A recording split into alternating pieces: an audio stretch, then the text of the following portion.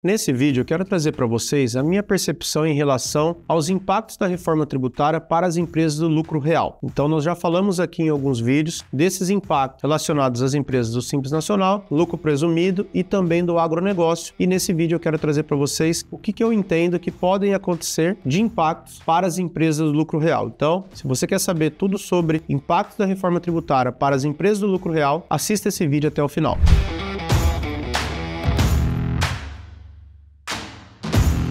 Olá pessoal, meu nome é Elcio Guiotto, sou contador e advogado e atuo com consultoria tributária há mais de 22 anos, atendendo tanto pessoas físicas quanto pessoas jurídicas. A gente sabe que a reforma tributária foi aprovada e muitos impactos podem acontecer para as empresas, independentemente de qual regime esteja. O que eu vejo é que, para as empresas do lucro real, a tendência é que a gente sinta menos impactos em relação aos demais regimes. Por quê? Porque hoje nós já temos uma sistemática de não cumulatividade para as empresas do lucro real, principalmente relacionado ao PIS/COFINS. Então eu quero trazer aqui para vocês algumas das minhas percepções em relação a possíveis impactos da reforma tributária para as empresas do lucro real. Então, quando a gente pensa no conceito da reforma tributária e avaliando aí porquês da reforma tributária, nós temos um conceito que foi formado de que a reforma tributária tende a trazer um benefício para o setor industrial, que hoje nós temos aí um grande impacto tributário para as indústrias. Então existe aí no mercado um conceito de que as indústrias pagam mais tributos do que os outros segmentos e um aumento de carga tributária para os prestadores de serviço. Então, quando a gente começa a avaliar essa questão, a gente realmente consegue enxergar que a tendência é que para a prestação de serviço nós teremos um aumento de carga tributária e a tendência é que a gente tenha aí uma diminuição de carga tributária para as indústrias, que o grande objetivo não é aumentar a carga tributária, esse era o grande objetivo do governo, mas eu acredito que a gente vai ter um aumento de carga tributária, mas o grande objetivo era essa neutralidade fiscal, em que eu tire um pouco dessa majoração que hoje é concentrada nas indústrias para os prestadores de serviço. Mas não vamos entrar nesse mérito, vamos tentar entender os impactos para as empresas do lucro real. Então hoje, nas empresas do lucro real, a gente tem a sistemática de não cumulatividade para o PIS/COFINS. Então, em regra, todas as empresas do lucro real estão sujeitas à sistemática do PIS e COFINS. E aqui eu vejo que a gente vai ter um grande impacto positivo com a extinção do PIS/COFINS e a criação do CBS. Por quê? Porque a tendência é que a gente tenha uma não cumulatividade plena e aí nós não teremos mais todas aquelas discussões de conceitos de insumo, essencialidade e relevância, o que gera crédito, o que não gera crédito. Por quê? Porque todas as aquisições tendem a gerar crédito. É claro, lembrando que a gente tem algumas particularidades em relação, por exemplo, às empresas do Simples Nacional que não adotarem a nova sistemática de CBS e IBS, mas tirando algumas particularidades, a tendência é que a gente tenha aí uma neutralidade das operações e que a carga tributária das empresas vai acontecer só na medida que eu tenho as comercializações e sobre a margem de lucro daquela operação. Então eu tenho lá uma compra de um produto, de um insumo de 100, vendi uma mercadoria por 150, esse insumo de 100 me gera crédito, eu vendo a mercadoria por 150, tributo só sobre a minha margem de 50. Então a tendência é que a gente encontre essa não cumulatividade plena, tudo vai depender de como vão vir as leis complementares, como vão vir os regramentos, mas eu vejo que para as empresas do lucro real, a tendência é que a gente tenha uma maior facilidade de apuração do CBS em relação ao que a gente tem hoje de PIS/COFINS, porque a gente tem muitas regras hoje, né? Temos PIS/COFINS cumulativo, não cumulativo, apuração mista, produtos de substituição tributária, produtos com incidência monofásica, ou seja, a depender da atividade do produto, a gente tem várias particularidades. Nós temos, por exemplo, empresas do lucro real que vendem produtos que ficaram sujeitos à cumulatividade. Eu gosto de dar bastante esse exemplo. Eu tenho lá uma empresa que tem uma industrialização de calcário e brita. Se a gente pegar pela legislação,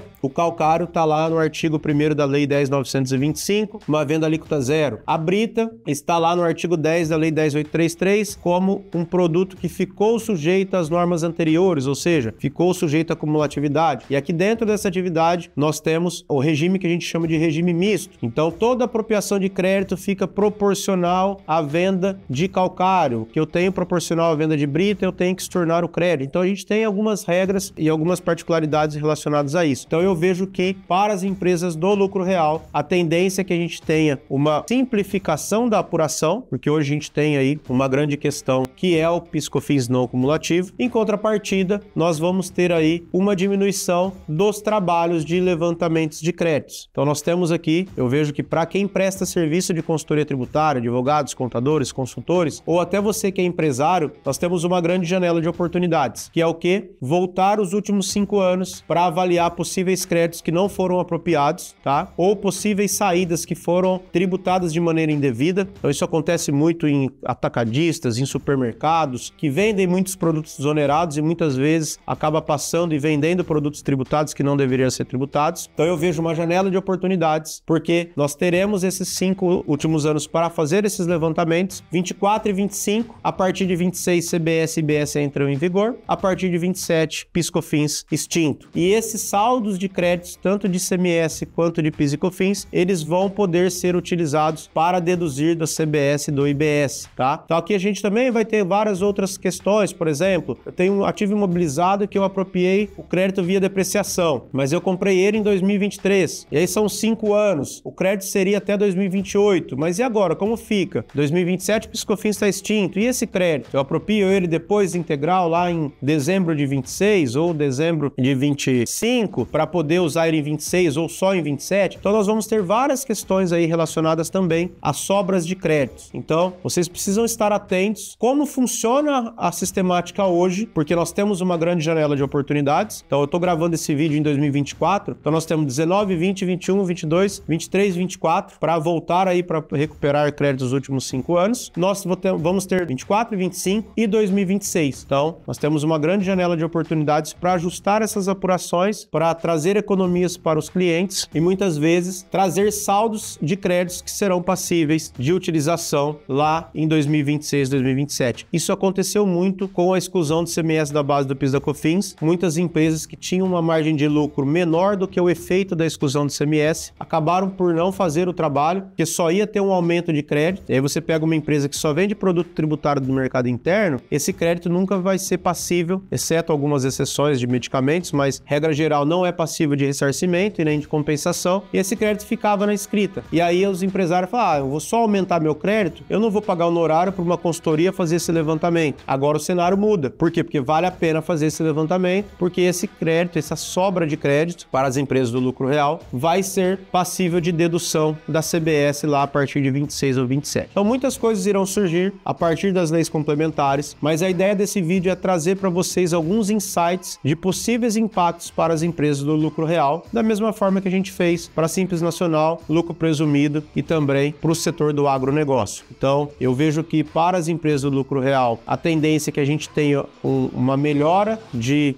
estrutura de apuração, ou seja, algo um pouco mais simplificado, pelo menos essa é a tendência, mas a gente só vai saber na hora que vier as leis complementares, e vamos fugir dessas questões de discussões de essencialidade, relevância, de conceitos de PIS/COFINS, que a gente discute desde lá de 2002 para o PIS, 2004 para o COFINS. Então nós estamos falando aí de uma discussão de conceito de mais de 20 anos, que ainda surge dúvidas, ainda tem discussões judiciais, ainda tem discussões no CARF, ainda tem autuações da Receita Federal em função desses conceitos. Então a tendência é que isso melhore, mas nós, voltando a frisar que a gente só vai ter essa certeza quando nós tivermos as publicações das leis complementares. Pessoal, era isso. Espero que vocês tenham gostado do vídeo. Peço que vocês se inscrevam no canal, compartilhem o meu canal com outros profissionais, com empresários, para que essas informações cheguem a mais pessoas e a gente consiga aí compartilhar conhecimento, para que esse conhecimento chegue para mais profissionais, mais empresários e todo mundo possa aí atuar de maneira tranquila, de maneira correta, não tendo prejuízos com toda essa apuração de tributos que é realmente, como dizem por aí, um manicômio tributário. Gostaria de lembrar vocês que todas as terças e sextas-feiras nós temos novos vídeos no canal, sempre às 13 horas. Então é importante que você ative o sininho para receber aí as notificações sempre em primeira mão, todas as terças e sextas às 13 horas. Um grande abraço e nos vemos no próximo vídeo.